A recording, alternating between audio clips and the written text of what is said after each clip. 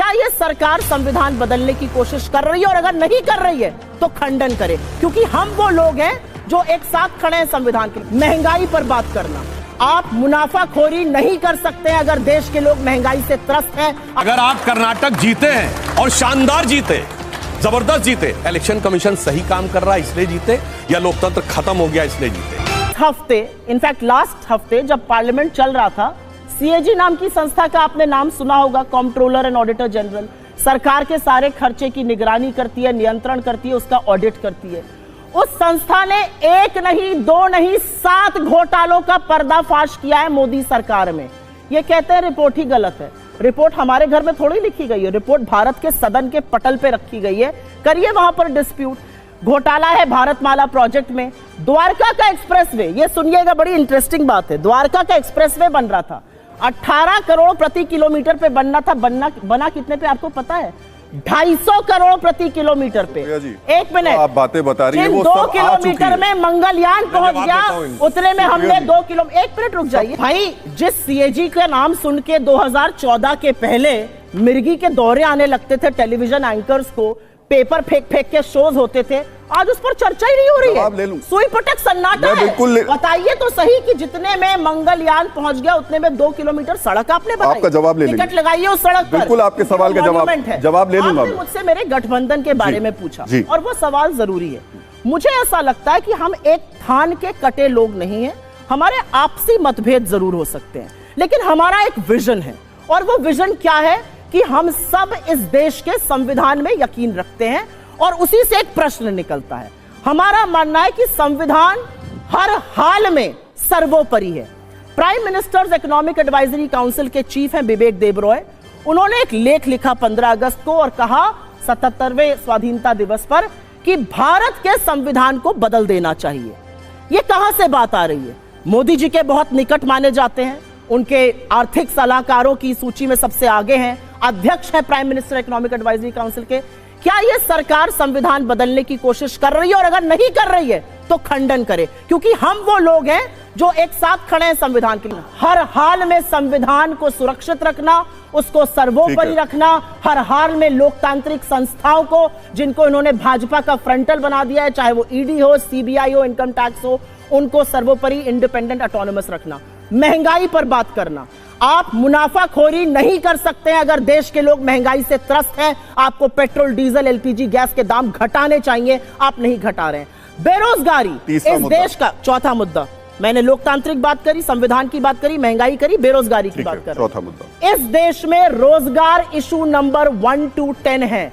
अगर हम अपने युवाओं के लिए रोजगार के अवसर नहीं बना रहे, 2 करोड़ का वादा किया था, 70,000 पर्चियां बांट रहे हैं, ये असलियत है। और 5वां बड़ा मुद्दा है, जिस नफरत के बाजार को ये पनपा रहे हैं, जिन बिट्टू बजरंगियों और मोनू मानेसर को ये पनपा कर नफरत की आंधी चला रहे हैं, उसको थाम देना और मोहब्बत की दुकानें। चलिए अब देखिए, इन्होंने सीएजी की रिपोर्ट कही, तो मैं एक टेक्निकल बात आपको बता देना चाहता हूं। बहुत साफ बात है, सीएजी में जो भारतमाला प्रोजेक्ट में किसी भी रोड के कंस्ट्रक्शन की बात होती है तो उसका कोई स्पेसिफिक नहीं, जेनरिक कॉस्ट होती। मैं उदाहरण से बताना चाहता हूं। ये बताइए, समुद्र के किनारे खाली सड़क पे रोड की कॉस्ट वही आएगी, और दिल्ली में एक्विजिशन करने के बाद रोड की कॉस्ट वही आएगी, और वो एलिवेटेड एक्सप्रेसवे पे जिसमें 4 फ्लोर एलिवेटेड जाएगी, कॉस्ट वही आएगी। यानी ये तो कहने की बात हो गई कि भाई पर स्क्वायर फुट कॉस्ट इतनी होती, 1 मंजिल के मकान की भी उतनी होगी और 4 मंजिल के मकान की भी उतनी होगी। ऐसा तो नहीं होता है ना। इसलिए मैं इनसे कहना चाहता हूं, ये लोग एक चेरी पिकिंग करके और हल्ला मचाने की कोशिश करते हैं। अरे भाई, साथ उसी पर कह रहा हूं, कहीं सीएजी ने घोटाला, स्कैम वर्ड लिखा हो तो यही बहुत बड़ी समस्या है। यही वो पॉइंट है जिस पे फंस जाते हैं कि सुप्रीम कोर्ट ने बोला चौकीदार चोर है, फिर माफी मांगनी पड़ी। सीएजी ने कहीं पर भी ये नहीं लिखा। उन्होंने कॉस्ट के, मैं स्कैम वर्ड लिखा है क्या, घोटाला वर्ड लिखा है क्या? नहीं लिखा है। कॉस्ट एस्टीमेट में मैं कोई बीच में डिस्टर्ब नहीं कर रहा था। और सीएजी की रिपोर्ट कहां आती है? पब्लिक अकाउंट्स कमेटी में, लोक लेखा समिति में सीएजी की रिपोर्ट आती है। उसके बाद संबंधित अधिकारियों से जवाब तलब किया जाता है। यह मुझे इसलिए पता है कि मैं खुद पीएससी का मेंबर हूं। पीएससी का चेयरमैन कौन है? अधीर रंजन चौधरी, कांग्रेस के नेता प्रतिपक्ष। तो अगर यह था तो इनको तलब करना चाहिए सीएजी को तुरंत कि साहब ये रिपोर्ट आई है, सीएजी को तलब करिए। सदन में जाते जाते पटल में आई है तो कहां? अरे भाई, पीएसी की मीटिंग सदन के दौरान नहीं होती है, पीएसी का चेयरमैन कभी भी बुला सकता है। चलिए बोलिए। तो खैर, तो अब स्थिति ये है, और हमने तो सीएजी पे कोई टिप्पणी नहीं की। युवा पीढ़ी को नहीं याद होगा, पर पुराने लोगों को याद होगा। हम लोग तो बच्चे थे जब बोफोर्स के मामले पे खरीद को लेकर तत्कालीन सीएजी ने पॉइंट आउट किया था, तो कांग्रेस जानते क्या बयान दिया था? कि इनके पैंट के नीचे हाफ पैंट है। हाफ पैंट मतलब आरएसएस वाले हैं। मतलब अपना तो सीएजी के बारे में ये कहे थे, जबकि क्लियर कट, और बाद में वो बात सीएजी ने भी किस आधार पे कही थी? इनके फाइनेंस मिनिस्टर विश्वनाथ प्रताप सिंह ने एक जांच रिपोर्ट के आधार के ऊपर बात कही थी, यानी तथ्यात्मक बात। तो यहां ये हल्ला मचाते। अब दूसरी बात पे आता हूं, जो आपने राजनीतिक सवाल पूछा। भाई, इन्होंने कहा एक गुलदस्ता है एनडीए, मगर इस गुलदस्ते में फूल कम कांटे ज्यादा हैं। इनके लिए वो लाइन लागू होती है कि मिले ना फूल तो कांटों से दोस्ती कर ली, किसी तरह से हमने गुजर जिंदगी कर ली। और यहां एक व्यक्ति के बयान की बात नहीं है। आप खुद देखिए, आम आदमी पार्टी के तो इनकी नेता ने बयान दिया कि हम अकेले चुनाव लड़ेंगे। आम आदमी पार्टी ने कैसा भयानक बयान दिया। महाराष्ट्र में एनसीपी के नेता जितेंद्र आवाड़ क्या बोल रहे हैं? अरे एक बार कह दिया पवार साहब ने, 83 साल का व्यक्ति, क्या इनको बार बार जाके बोलेगा? इनको जो समझना हो समझ लें। सामना क्या लिख रहा है आपके बारे में? पंजाब में आपके नेता कह रहे हैं कि आम आदमी पार्टी के खिलाफ हम लड़ेंगे, और अधीर रंजन चौधरी जी छोटे नेता नहीं है, नेता प्रतिपक्ष लोकसभा है। वो बंगाल में कह रहे हैं ममता बनर्जी की सरकार उनके कांग्रेस के कार्यकर्ताओं की हत्या करवा रही है। वो कोर्ट जा रहे हैं और कह रहे हैं there is no democracy in West Bengal.